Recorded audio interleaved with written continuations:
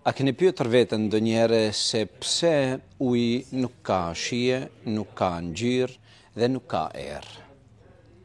Miqtë e dashur, ku do që jeni, përshëndetje dhe selamet tona për ju.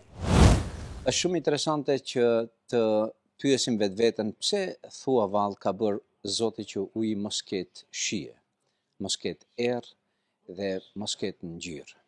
Para mendoni si do të ishte në qoftë se do të kishte uji një erë apo një shije, cili prej neve do të mundim ta e përbinim, do të mundim ta e pinim dhe të jetonim me ta. Në vit parë falenderojmë Zotin që nuk ka ujë, shije, erë dhe ngjyrë, që njeriu mund të e normalizoj vetveten dhe organizmin e tij të mbrëmshëm përmes ujit të cilin e pin. Në vitin e dytë, si do të ishte në qoftë se ne do të ujitnim fushën tonë, do të ujitnim pemat tona dhe kështu me radhë dhe ato do të merrnin erën e ujit. Si do t'i hanim këtë lloj pemë dhe perimet dhe çfarë erë do të merrnin ata? Si do të ishte në qoftë se uji do të kishte ngjyrë edhe do të kishte një shije që do të ndikonte në shijen e mollës, të dardhës të kështu me radhë. Zotit i falenderojmë që uji nuk pas ka shije dhe me të i ujitën të gjithë.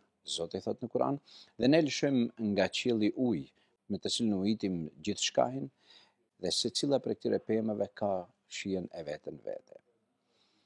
A keni kujtuar ndonjëherë në qoftë se ne njerëzit do të pinim prej ujit me shije apo me erë?